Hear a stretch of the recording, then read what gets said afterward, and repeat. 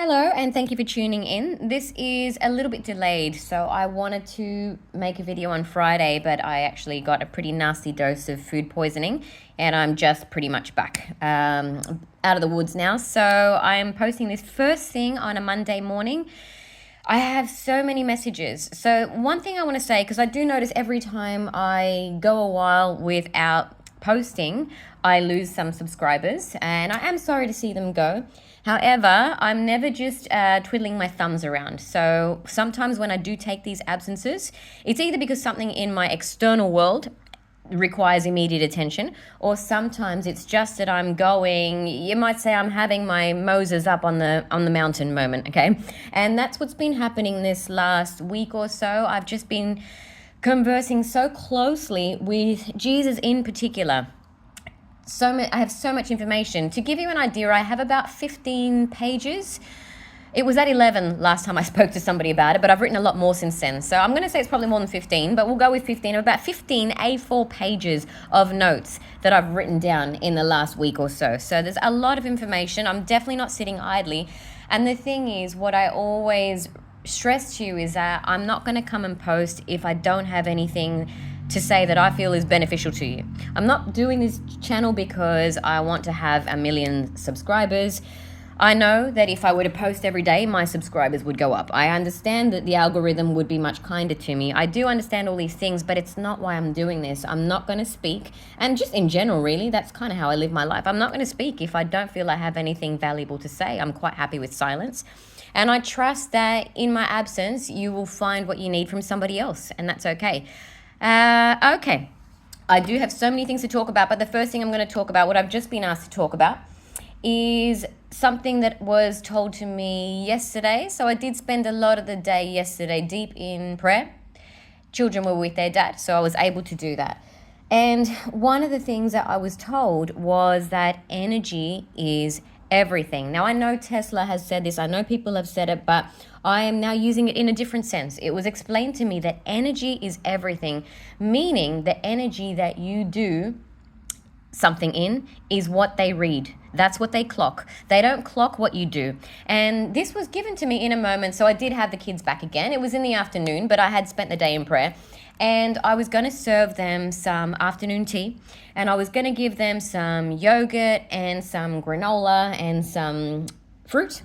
That's what I was going to do, some strawberries. And I was grabbing some bowls to do the usual, because you serve yogurt and granola in a bowl, don't you? And then I was very, very clearly and firmly told, no, don't do it in a bowl, do it on a plate. And then pretty much I was talked through the process. I'm not crazy, okay? If you're still with me and you're actually interested in what I have to say, then you'll know I'm not crazy. Otherwise, you'll probably X out at this point. I was told to do it on a plate. And I was told to make it fun. And, that was what was told to me. Why does yogurt have to be served in a bowl? It doesn't. And I was told that I have to make it fun and that the children were going to really express to me how much that meant to them. So I said, okay, well, let's put this to the test. And I did, and I grabbed some plates, and then I got the ice cream scooper and decided to do the yogurt as scoops of ice cream. And I made these really cool, so one of them was a dog, and one of them was just a really crazy character. I made one for each of my boys, and they looked really cool. And I have to say this because I'm really not a whiz in the kitchen at all. It's not my comfort place. It's just something that doesn't come naturally to me. But I was really proud of these dishes. They looked very pretty, but they also looked really fun. And I started to get really excited as I was doing them. And I was told, keep that excitement as you take it to them. So I did. I kept that excitement. I gave it to them. And oh my gosh, the reaction on their faces, they were so excited. And it meant everything to them. It really did. It meant so much to them to have this afternoon tea. And I even gave it a name. I called it a strawberry Sunday surprise. And so I was then told that when you go above and beyond, particularly for children, what happens is they then come to expect that from the universe. The universe goes above and beyond for me. I am worth going above and beyond for. So that's really important for any parents listening to this. But then if we extend that, even just in general, what I was told is when you serve somebody something, it's the energy that you serve them in that's most important. This is really revolutionary for me. It's nothing that I had ever thought about before, but the proof really was in the pudding. I saw it in my kids' reaction. And it's something that Jesus really strongly wants me to convey to you right now. Everything you do, what they clock is the way in which you do it. They don't care if you're serving cornflakes or caviar. They really don't. But what is the energy that you're serving it in? And when you go above and beyond for another human being, doesn't even have to be a child, just anybody, what you're doing is making that person feel special, which is what we're here to do. So that's the first message. Really important. Second message I want to relay. Don't forget. Yes, brace for impact. Okay. So I'm speaking to somebody who, in their mind, they have faith. Even in their heart, they have faith. Okay. They have this faith in God. They have this faith that everything's going to work out okay. I'm speaking to somebody who has worked really hard on themselves and who remains faithful. I'm not saying that there are no wobbly moments, but I'm saying overall, somebody who remains faithful. And what is happening is that this person continues to be tested. So the other team, we'll just call them that, the other team, they will put things in your path. You might walk across, a table where two people are talking and you'll overhear a certain conversation, or something will come up on your phone, or you'll see something on the telly, things that are actually designed to trigger you, to elicit a response. And what's happening is you feel these pangs of dread, like something terrible is going to happen. What Jesus wants me to tell you is that is not your intuition. That's PTSD. That's because so many times in your past, while you were being pruned, so many times in your past, you did get the bad news. Things did not work out the way you wanted them to. And so what's happened is your body just hasn't quite caught up yet with what you understand in your mind and what you understand in your heart. Your body hasn't quite caught up yet. So it's going to react that way. Please don't think that's your intuition. It's not. There's a huge difference between PTSD and intuition. And the very day after Jesus told me this, somebody randomly brought that up to me, actually. And so that was my confirmation. Very big difference. And I include myself in this, okay? I'm not above these messages. Jesus actually said it to me too, but he wants me to pass it on to you. He said, please stop bracing for impact. You need to actually tell your body to open up. Try and physically open up your body rather than contracting. Physically open up your arms. Open up and say, no, I am now ready to receive. I am preparing to receive.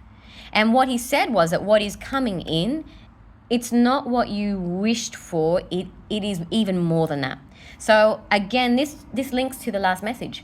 That it's what he's saying is that he's going above and beyond. So if you prayed for this, you will get this, but also with a sprinkle of something else. Okay, this is for the people who have chosen to remain faithful, because it is a choice. It's a choice. Someone who chooses God, who chooses faith time and time and time again. And you just haven't got yet the control over your body. And so your body sometimes will confuse you a little bit, and you just need to help it, yeah? And also when these things come in, as soon as these things come in that come to trigger you. So I'm just giving you as an example. Let's say you're somebody who has a particular person in mind that you genuinely believe is meant to be the person that you are with. That's the person that God made for you. However, circumstances are still being rearranged so that can happen. You might then hear things that dissuade you from thinking that, okay? And when these things come, you'll feel it as a pang. You might even feel, all the way down your legs, just this really strong sense of something terrible is about to happen. That will be because in the past, that's how it's worked out. That's not what's going to happen this time, okay? And what you need to do the minute or the second even, because what they're trying to do is make sure, and this is a video I'm going to do in a little while about circuits. It's something else that I was told. What they're trying to do is create a little glitch in your circuit, in your positive circuit. And that means that it will take longer for your manifestation to arrive. So I will do a video on that shortly. I just need to figure out how exactly I'm going to do it. But in the meantime, all you need to know is that the second something like this comes your way, just Shut it down. Say, nope, I'm blessed. That's all you need to say. I'm blessed. And don't even give it another thought. Over time, what will happen is you will just stop reacting. Even your body will just stop reacting to it. And it's like when someone's trying to pick a fight with you, right? Just don't give them anything. Eventually, they will walk away.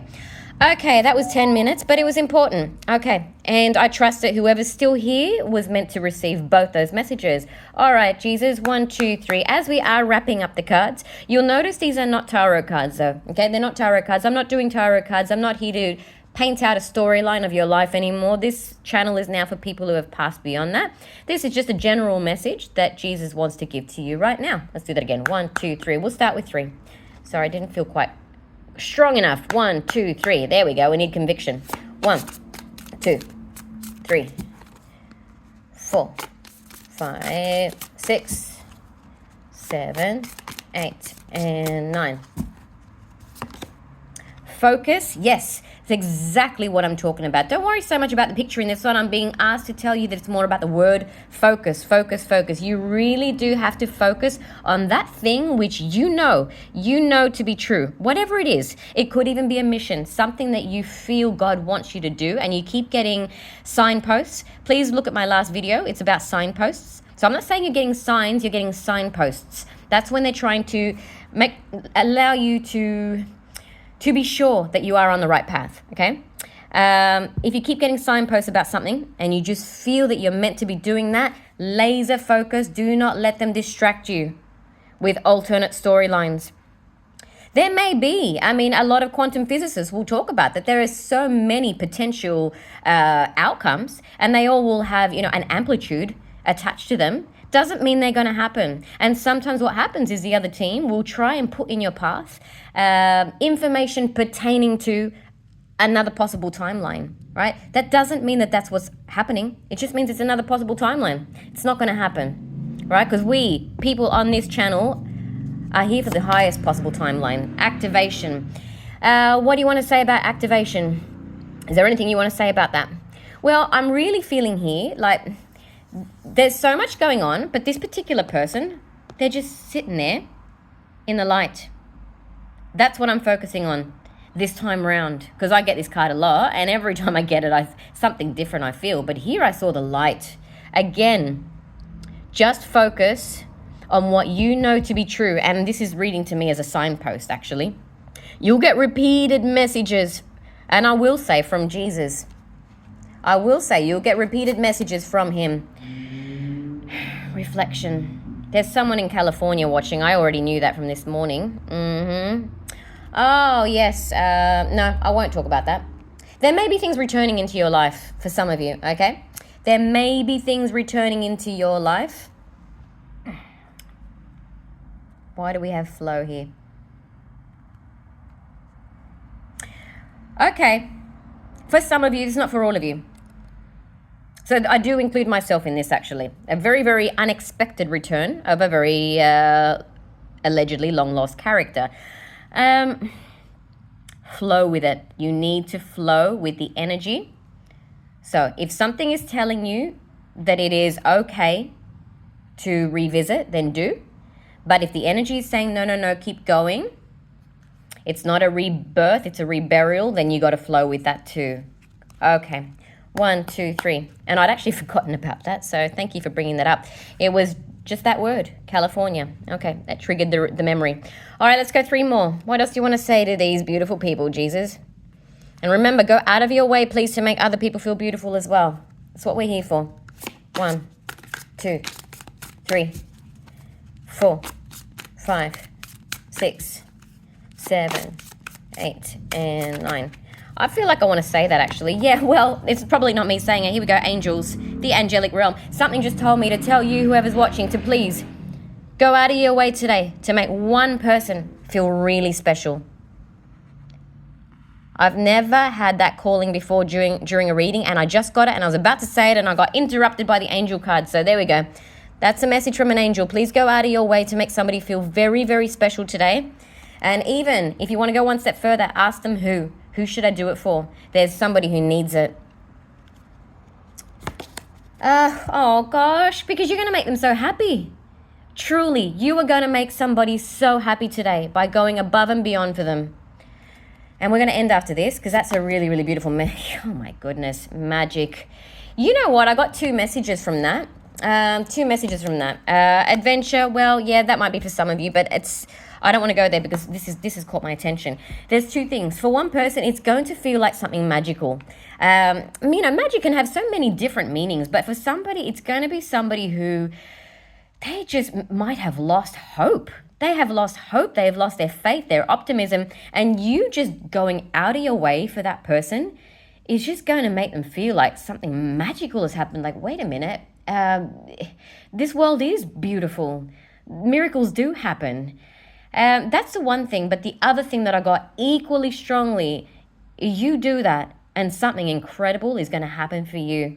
And that's it. I have nothing more to say, okay? The purpose of this reading has been completed. I wish you all a beautiful day. And I would love to hear, honestly, I would love to hear some of your stories. If any of you do follow through with that, please can you come back? Let me know what you did and how it made the person feel. All right, I'll talk to you soon.